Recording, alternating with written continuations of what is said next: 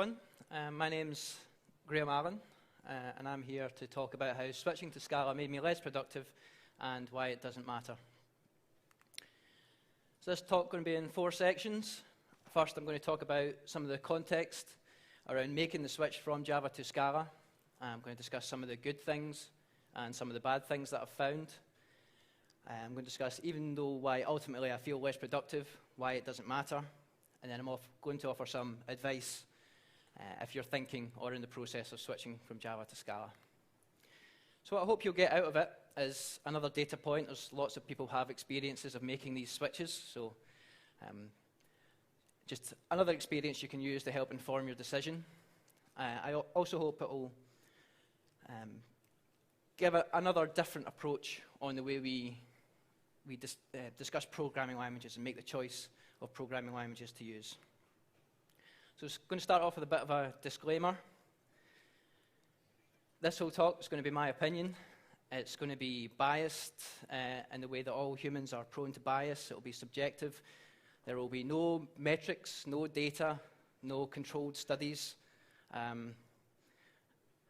But we're at a software conference, so that shouldn't be a surprise, really.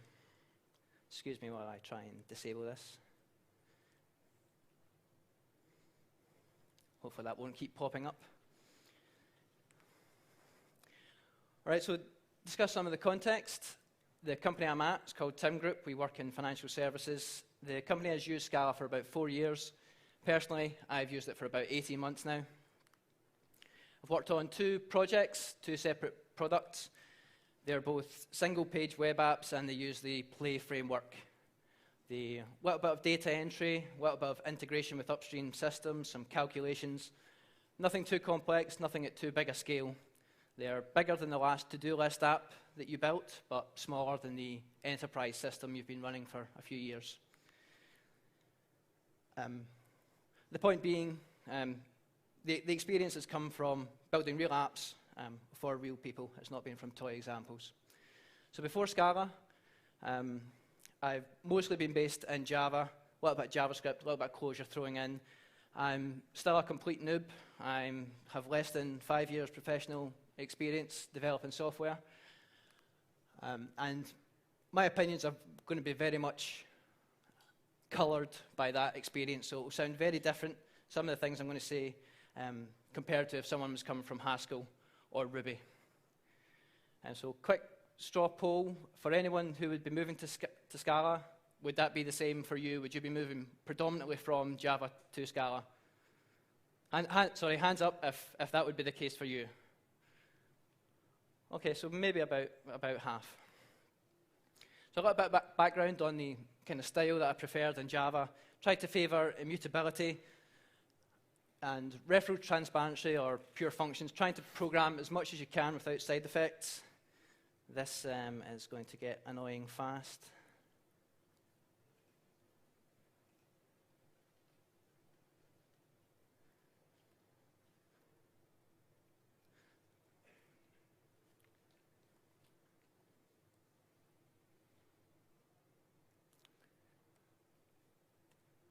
Sorry about that.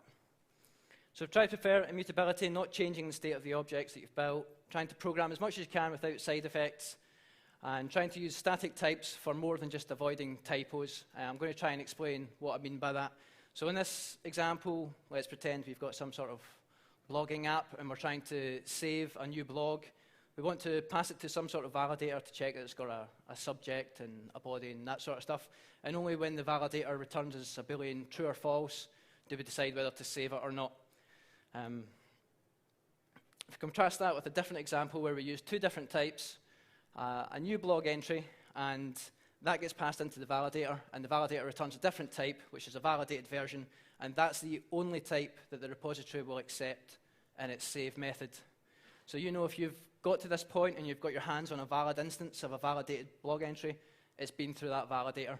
And if you don't do that, the compiler will tell you, rather than, say, a test telling you that you forgot to do that.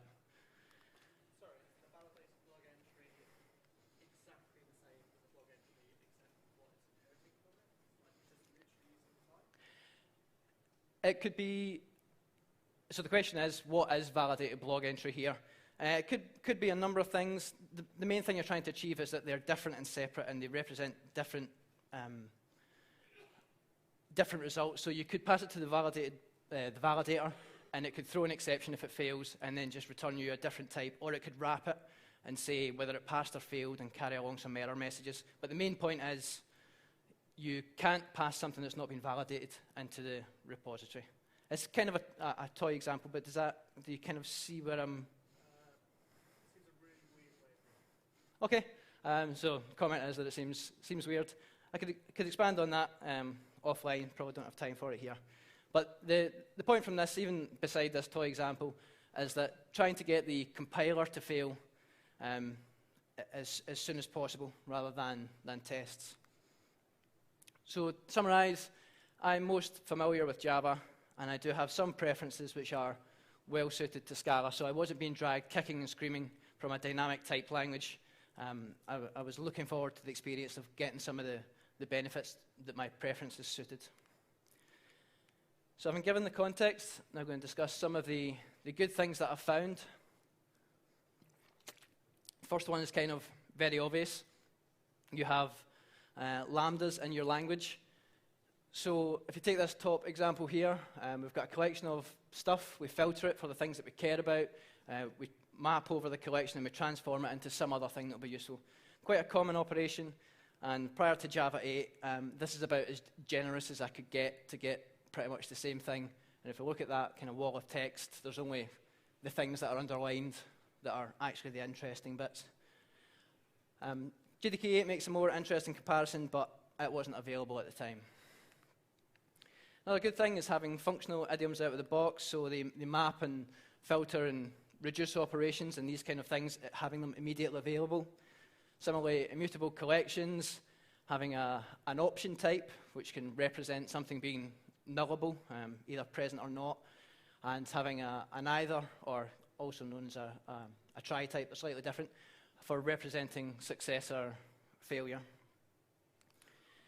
And the good points about these is they're just immediately available, no need to add another library to get them, but more importantly, all the libraries that you use will kind of agree on these base types because they're available. So you could write those things yourself in another language, in Java, but the libraries that you use are unlikely to agree on them, so there's conversions between them and that sort of stuff. So it makes it nice having those things immediately available, having libraries agree on them.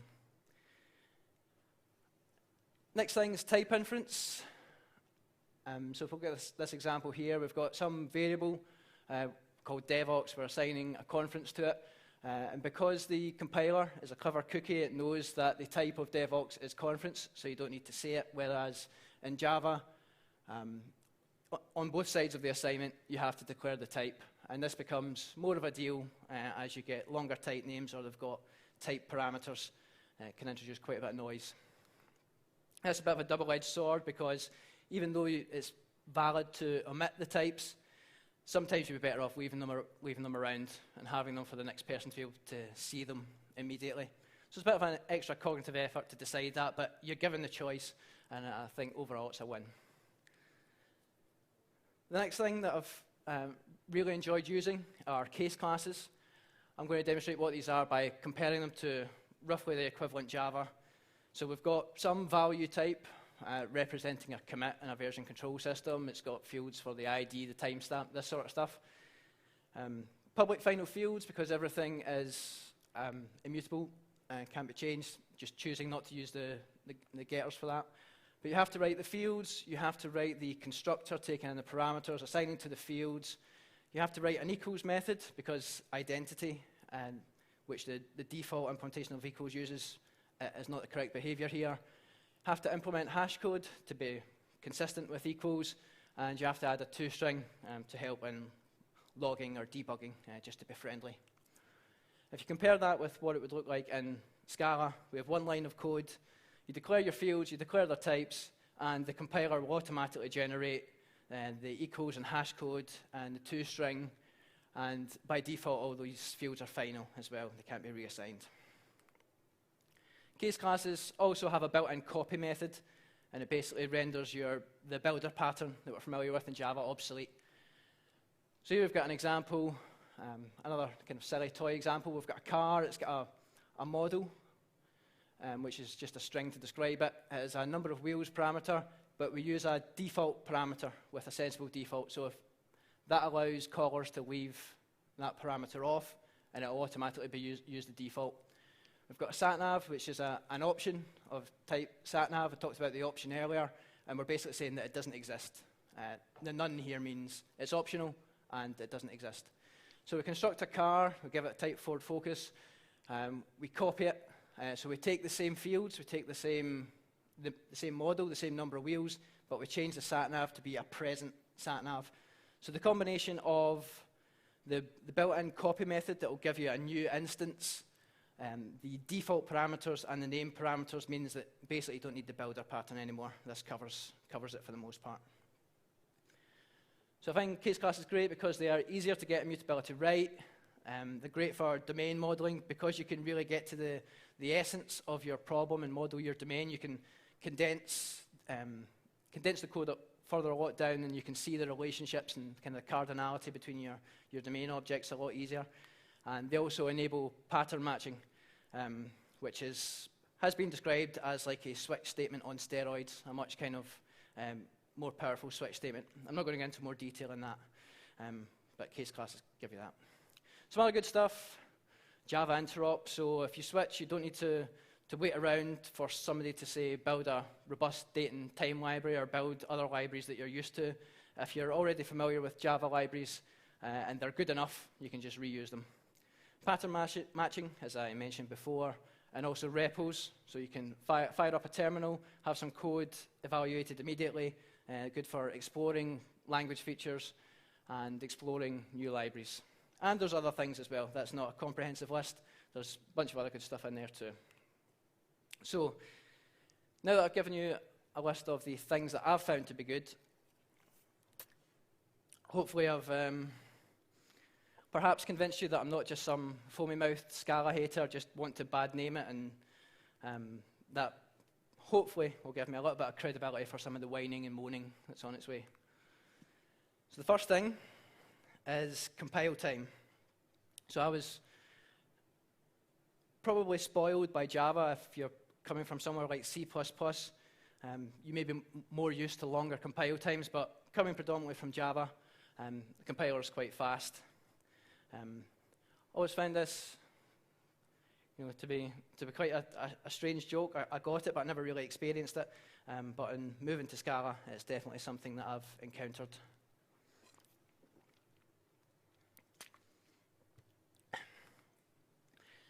So it may seem like a trivial thing, whether you make a change and previously it might have taken a couple of hundred milliseconds or less to compile and execute.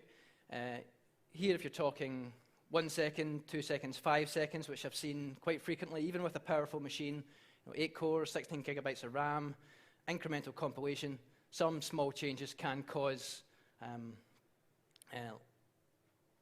the compiler to take a long time to complete. And these things, for me, they kind of add up. I think it's important to be able to get fast feedback from your changes. Predominantly more experience with using TDD to give you that feedback loop, but it doesn't only apply to that. And what I found happening is because I know that I'm going to pay, a 10-second cost when I make a change, the changes start to get bigger and the feedback loop starts to get bigger. So it sounds kind of like a trivial thing, but it had a big impact on me.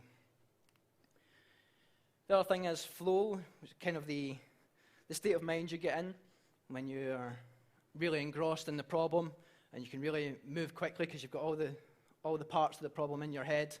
And if you get something that's just distracting enough to knock you out of flow, then it takes a long time to get back in there. And I've found compile times of even just 5 seconds, which sounds really quick, is enough to do that. So this is a known problem. It's something that will get better, but it just happens that it affected me. So the next thing is that I've found to be lacking coming from Java is refactoring support. Normally this comes in the form of IDEs, Eclipse, IntelliJ. And I'm aware of the arguments about, why you need IDEs, what they're useful for. So you only need them because the language is terrible. You only need them because there's so much boilerplate that you don't want to type out that's why you need an IDE. But I don't agree with that. I got used to a point in Java where refactoring support allowed me to treat source code as more than just text and files. So once the IDE has parsed the source code, brings it into an abstract syntax tree, and you can perform operations on that, rather than just changing text. It feels like you're kind of sculpting a code base, you're moving things around, you're not just typing. And having operations available like renaming, moving, extracting methods, extracting types, inlining them, are for me what helps keep the soft in software. So you've wrote your code, it works, it matches requirements. Next week, a new requirement comes in, and it has to change. And being able to adapt to that change and still keep your code well factored and readable. And for me, having these kind of operations available, and more importantly, having them correct and having trust in them, is a big part in that. Unfortunately, my experience has been that with the IDEs available for Scala, they're just not on the same level as I was used to with Java. Sometimes these operations aren't available. They can bomb out immediately, or even worse, they can be subtly incorrect. So if you find yourself having to double check the work and you lose confidence in it, then it slows you down, and I found myself reverting to just textual search and replaces, trying to do refactors.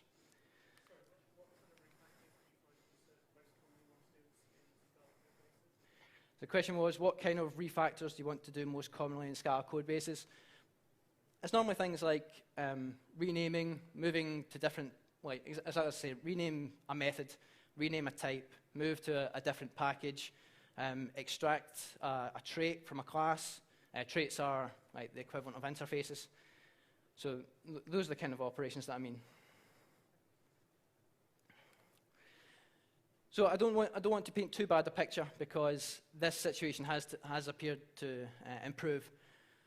I grabbed the latest versions of Scala and their IDEs, made a silly little toy code base with just enough code to kind of exercise these kind of operations, and it definitely seems like there's massive improvements from even a year ago, definitely from 18 months ago.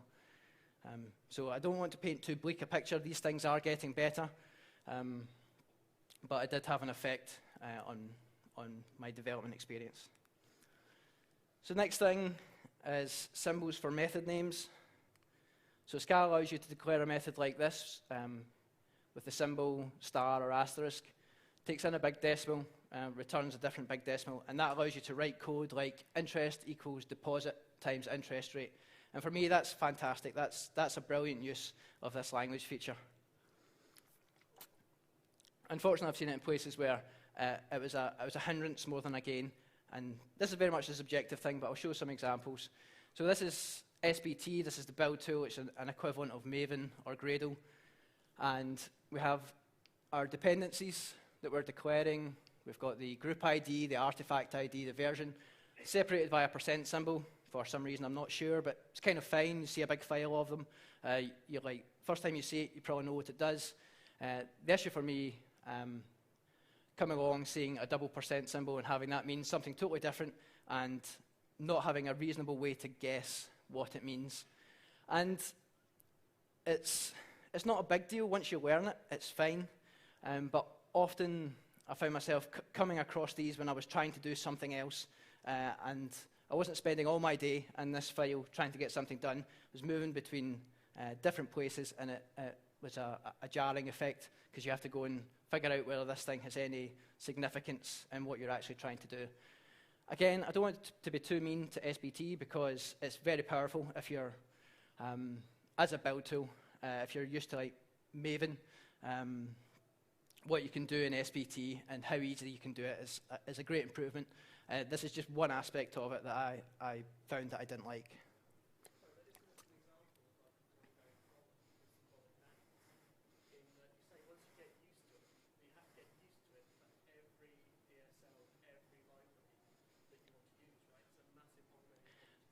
So the question was, I stated that this was just something that you got used to and it was fine. The comment was, isn't it an ongoing problem because lots of libraries will do that? And yeah, it is. If that keeps happening, it's just another little hurdle that you have to jump. But it's similar to method names as well as alphanumeric method names. You have to get used to what they are to be able to memorize them. It's just, for me, it's a bigger hurdle.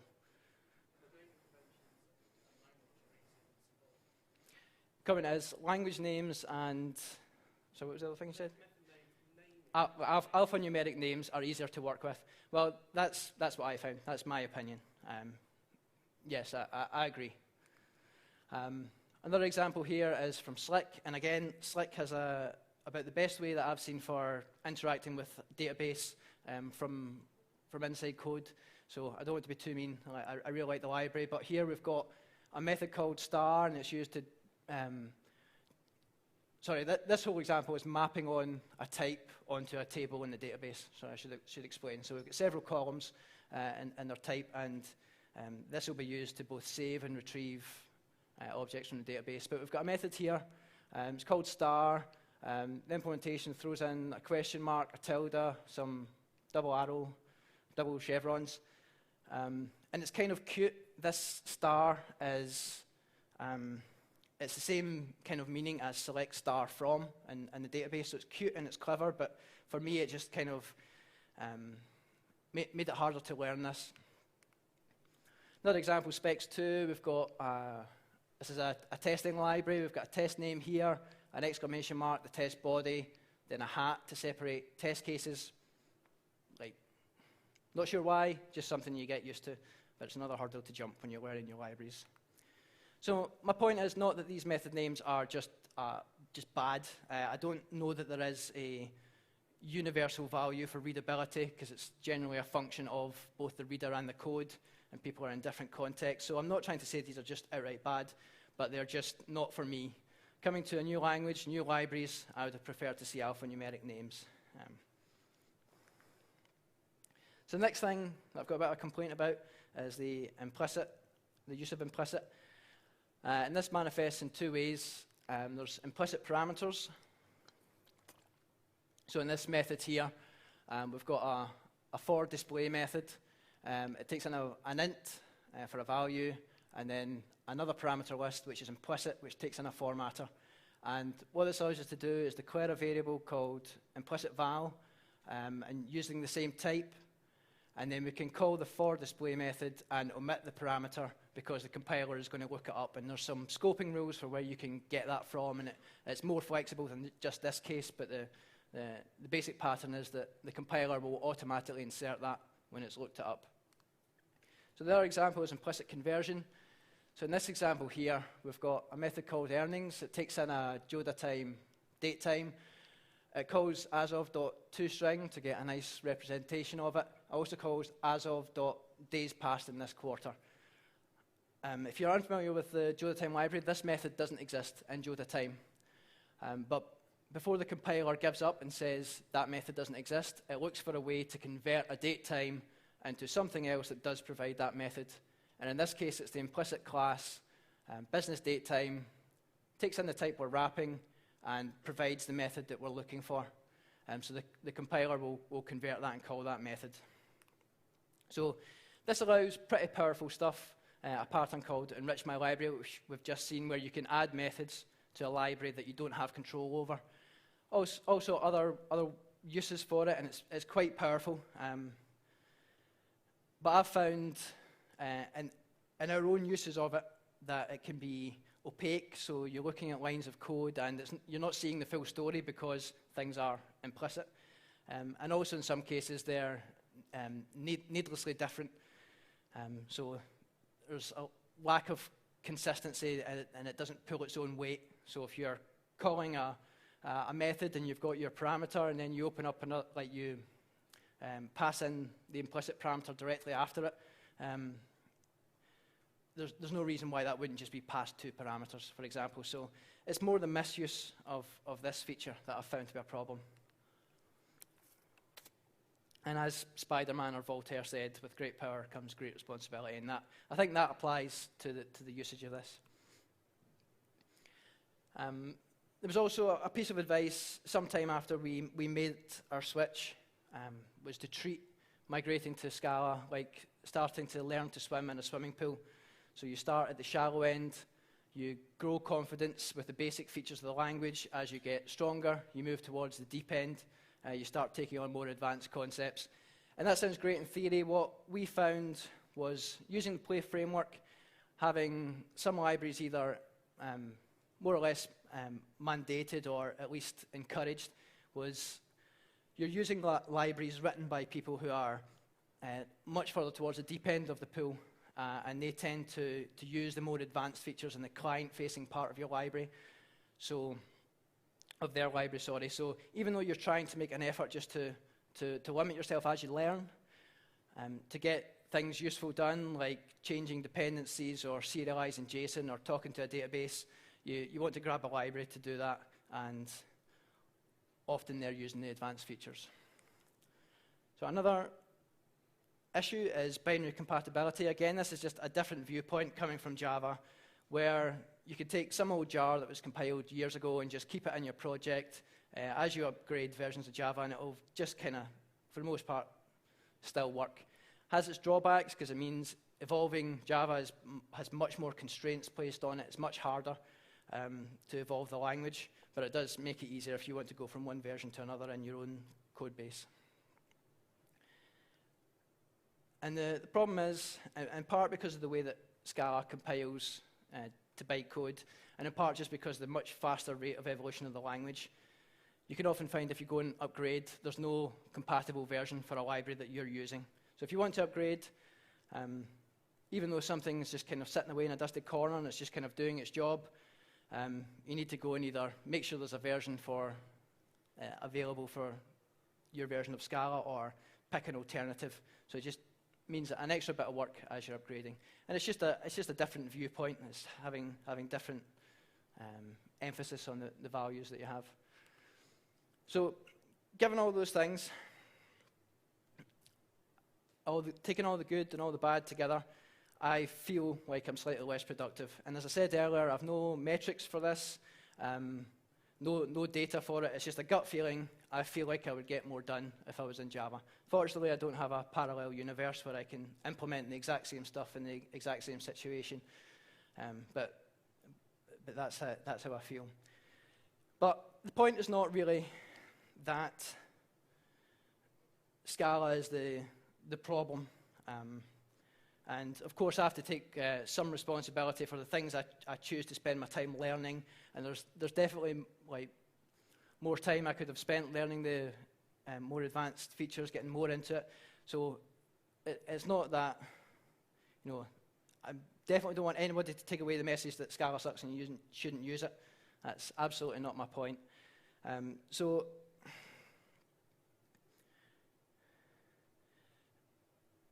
I just feel that I'm slightly less productive, but even taking away this example, if we took a version of Scala where, say, the IDs worked to my satisfaction and compile times were really fast and everything is improved, I still think it doesn't really matter.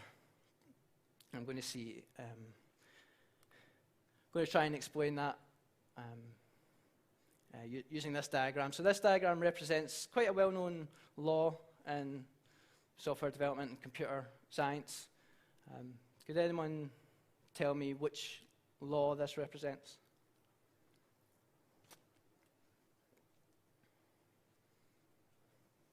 Anyone? Amdahl, yes, this is Amdahl's law. And so if we look at it again, we've got three parts of a process. They take some amount of time. We take the middle section and we parallelize it in two. We get a 50% improvement in the middle part, but we don't realize a 50% improvement overall. Similarly, if we parallelize here 4 ways, we get a 75% improvement of the blue part, the middle part, but you don't get a 75% improvement overall. So in this section here, there's a sense of diminishing returns. You can apply your effort and parallelize more or get faster in that component, but you've still got your overall process taking more time. So Amdahl's law is stated as the speed up of a program using multiple processors and parallel computing is limited by the time needed for the sequential fraction of the program. And my question is, and it definitely is a question, could the same argument apply to programming languages? So I consider myself not a coder and not a programmer. I consider myself a software developer. My job is to solve problems, and I happen to build software to do that. So if I think of some of the things that I do that don't involve coding, things like coordinating as a team, understanding requirements, modeling the domain, designing APIs or schemas for things to talk over the network, and they all kind of have something in common, and it's more or less language agnostic. So an idea came out of the pattern of pair programming is that typing is not the bottleneck. Just because you take two programmers working at two different workstations and put them together, it doesn't mean that less work is getting done, because it's not just the hands on the keyboard, typing as fast as you can, that's the bottleneck in software development. And my question is programming language your bottleneck? Taking a quote from a guy called Paul Phillips. He's the co-founder of TypeSafe, the commercial company behind Scala and the Play framework, and he's worked on the Scala compiler. And he says, "I wish people would stop talking about languages. I am interested in tools for creating software. That's a bunch of stuff. Languages is just a thing, and it's not even the most important thing." And that resonated with me. So taking that idea, I want to introduce a variant of Amdahl's law, which I'm going to call Grandall's law, because my name is Graham. It's probably bad form to name it after yourself, but I just couldn't resist the puns, so I apologize for that. So Grandall's law is defined as the increase in productivity from using an improved programming language in software development is limited by the time needed to handle the language.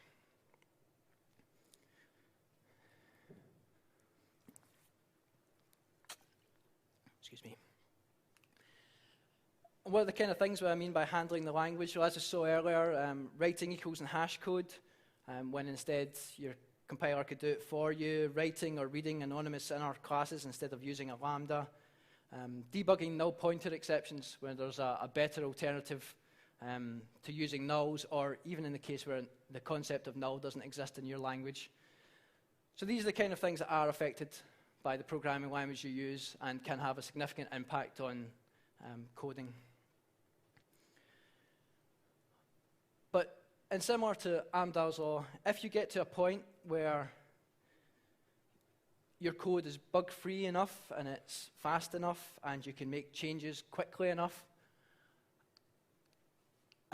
is it worth focusing on improving this area when you've got other areas that could potentially be the bottleneck?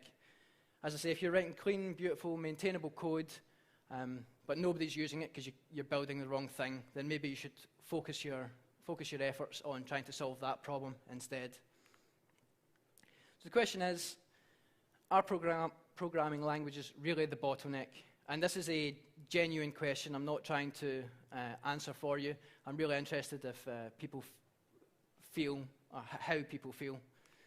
So in a kind of pretense to science, let's try and find out. So if at some point you could get your Twitter client and vote and answer the question, is the programming language you use your bottleneck?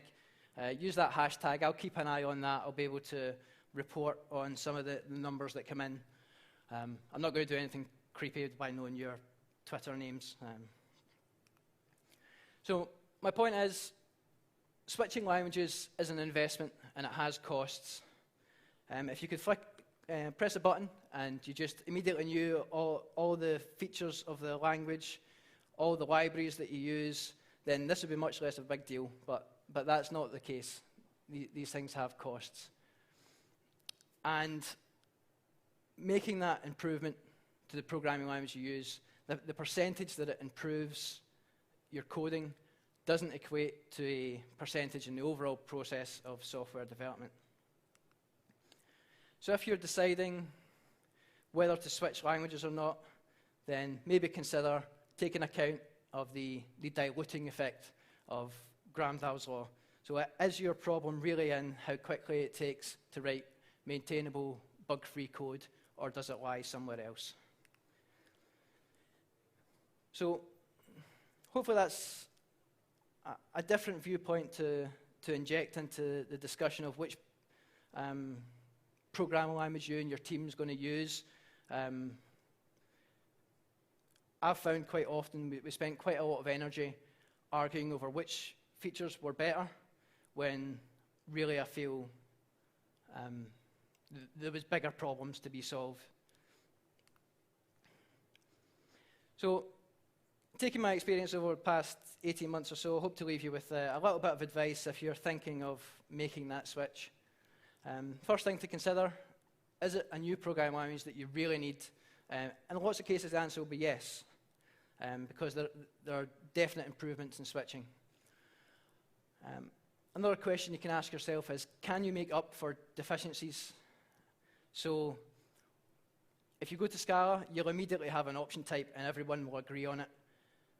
Could you write your own? Could you get away with that? Would that be good enough?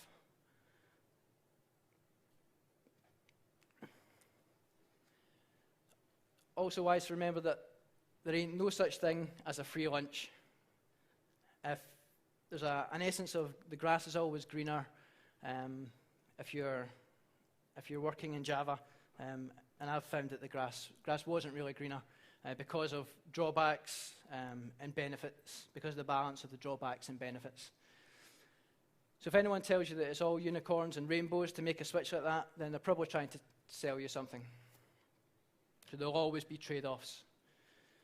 Also try to understand what you'll be giving up, and if that makes sense for you. Familiarity is an important thing. If you can have the muscle memory to implement good code quickly because you know the libraries well, you are used to developing in it, then that's important, and you should consider that. To try and answer that question, try and look for opportunities to implement something that's low risk, but is a real thing, a real piece of software with users. Low risk because you want to experiment, you want to try things out, and it also has to be safe to fail. I think that's one of the areas that we fell down on a little bit when we switched to Scala. There's a bit too many deadlines, and a bit too much kind of mission criticality for us to really have that space to experiment, but lesson learned. So try and implement something low risk because it's safe to break, safe to fail, but try and be real, make it real as well. So as real features, people using it, it could be some app that you and your colleagues use for whatever, but just to see what it's like to keep it running, make changes. Another piece of advice, try and be extra judicious about your library choice. As we talked about earlier with the shallow end, deep end advice, sometimes your choice of library can pull you out of that. And when you're evaluating the libraries to use, include your team's current skill level in that language as a factor. And maybe if you're switching, you should just stick to that crufty old library that you know really well. It might have a bunch of rough edges, but if you really know how to get it to work and use it well, then maybe you should just stick with it. Also, don't throw away absolutely everything that you've already learned. An example of this could be that Scala offers quite concise syntax for declaring a singleton with global mutable state, and it's a much cleaner way of declaring it, but you've still got a singleton with global mutable state no matter how cleanly it's written. So remember some of the mistakes that you've already seen. And it's hard to balance that off because you also want to be in a state of mind where you feel like a beginner and you're trying to embrace the beginner state of mind and try and throw off the shackles and the bad habits that you've learned. But again, it's trying to find a balance. And it's a bit of a generalization, but try and remember that software development is a team sport. I didn't actually know this coming into this conference that this was a theme that was news to me in Dan's keynote this morning, but that rang true for me. So what I mean by that is It can be a lot of fun to commit code that uses new features that you're playing with and experiment, and that can be really satisfying to feel the growth of your experience, of your knowledge. But if you're, I don't think using the word inflicting is maybe a bit harsh, but if you're doing that and the rest of your team is not ready for it, then I've seen that be just as damaging as someone who, say, refuses to learn. So it's all about the balance. So practically, try and pick a subset of the language that suits you and suits your team, and evolve that. So it's basically a choose your own Scala, the good parts. Would you let someone choose their own subset of, say, effective Java or JavaScript good parts? The question was, would I let someone choose their own subset within a team of effective Java or JavaScript, the good parts? And the answer, frustratingly, is it depends. You know, if you're expecting to have a stable team where you can grow these kind of conventions and you can keep the subset, then that's a different situation than if you've got people joining and leaving all the time and you want to be more industry standard, for example. So part of the reason why I went into so much context to begin with is that it really all depends on your context. Okay, can I rephrase my question? Yeah. I regard effective Java and JavaScript good parts to be effectively normative and definitive. Like, there's not really a good reason to break those rules. Those rules really sound very universal. And I find it kind of interesting that you would even regard those as being like, oh, it's up to you.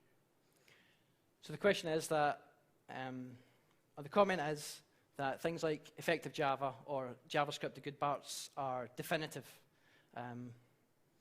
So the question was, the comment is that it's interesting to hear that perhaps you shouldn't just stick to the industry standards. Does that represent what you mean? I think there's really good reasons why some of the rules around good Scala practice are there, and I don't feel that they're necessarily negotiable. And I would be surprised if Java programmers go like, yeah, effective Java is like, take it or leave it. You know, I'd be suspicious of So, programming stuff. so there's a suspicion for eschewing something like effective Java or JavaScript, the good parts. And I think it's a different context you're in when you're all learning together. So it's not about, for me, it's not about where the braces go or how many spaces. It's the actual features of the language that you're using. So it's not so much a stylistic question as what actual features and semantics will you depend on as you're trying to learn them. Does that make sense? I don't think either of those books define stylistic or aesthetic things. They describe things about the way the language works, about things like why you use a triple equals and not double equals, for example, in JavaScript. Okay, I think we'll probably maybe take that offline. So, next piece of advice, try to keep a critical mass of experts in the language. If you have a team of, say, 6 and you've only one person who really knows Scala very well, it can be very difficult, and it will take longer to disseminate that knowledge because there's no critical mass. And if it means bringing in outside help, then perhaps you should do that. Maybe hire someone who is an expert who's brought in with the express purpose of helping you to learn. This is another thing where they say you learn more from your mistakes than your successes, and this is a case where I think we made that mistake. Also, try and get your experts to pair with the people who are just learning. Code review is good. I've found that it's good for pointing out things like that's your code will fail under this condition, or you've re-implemented a method that's over here in this library. But if you're pairing, there's much more high bandwidth. You can see how someone actually approaches the problem. Even the commands they use or the tricks that they use in the tools. So it's much higher bandwidth and you can learn quicker. So to summarize, I found Scala has good and bad parts. overall, I feel slightly less productive, but because of Grandall's law, it doesn't really matter. And with that, it's time for questions. And please do remember to vote. So does anyone get any questions? Yes?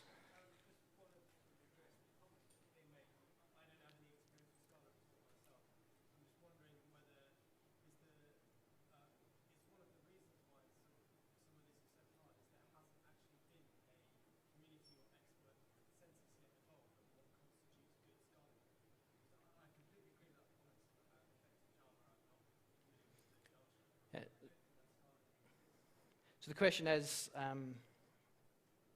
has the problem of not finding a Scala the good parts, or being able to define that is because it doesn't exist yet? In a way, yes. There are attempts. You know, Twitter has their Effective Scala book that they publish online.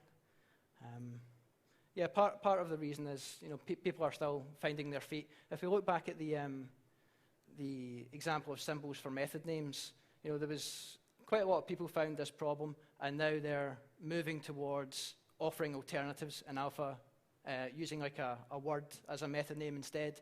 So these things are still kind of evolving, and the practices are still getting there, which is perhaps why something like Scala, the good parts, hasn't really found a mind share yet.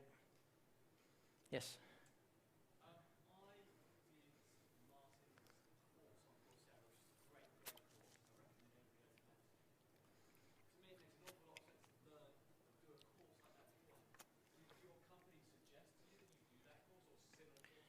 That course. So the question was something like the Martin Odersky Coursera course on principles of functional programming, or something along those lines. The online course is an effective way to learn, and did we do that when we started? And the answer is no, because it didn't exist. So nowadays, when that's available, yes, there's better resources now available. Yes.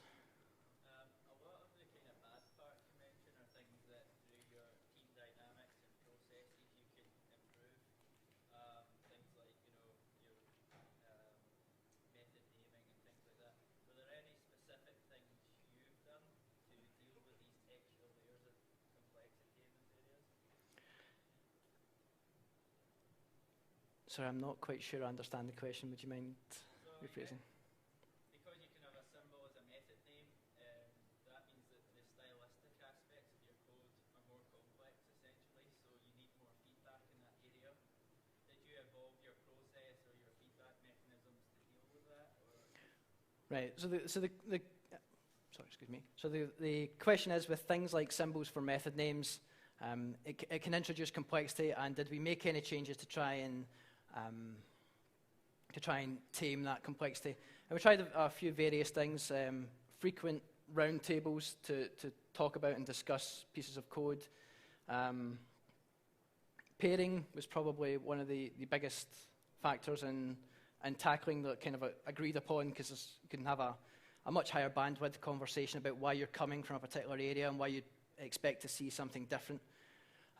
Tried other tips and tricks. An attempt I had, which didn't really work out too well, was to have annotations that said, here is an example of this complex language feature. And for someone who's writing it, they just annotate it with like standard Java annotations to say like @magnet pattern. So we did try things. That didn't work out too well, but that's the kind of things that we tried. Does that answer your question okay? Okay. Another one? Just around your product, so using Scala, have you found there has been some real benefits in using Play over what you might get in Java? So has there been any benefits from using Play over Java? Well, they're kind of orthogonal. Play is also available for Java as well, which is why I didn't bring it up as a good point or a bad point. I think it's a good platform, but it's not specific to Java or Scala. All right, yes? Do you think, even though programming languages might not matter so much, do you think paradigms do matter? Because it sounded like you'd already moved towards the neutral server. Mm-hmm. So actually a lot of the kind of benefits of Scala pipelines you're already leveraging just by discipline. So do you think if you haven't had that, then actually, insofar as Yep. So the question is, even though I've said the language is not important, do I find the paradigms important? And absolutely. Those are, I think, you can compare kind of low return investments versus high return investments of your finite time that you've got to learn things, and things like functional programming and getting into that is a kind of high return investment over, you know, what happens to be a syntax today or a library today or a language feature today. So yes, the concepts and the paradigms are where it's at. I think we've got time for one more. Have we? One more, yes. The big thing with Scala is it's multi-paradigm out of the box. Have you found that a good or a bad thing? The question is, have I found the multi-paradigm nature of Scala to be a good or a bad thing? I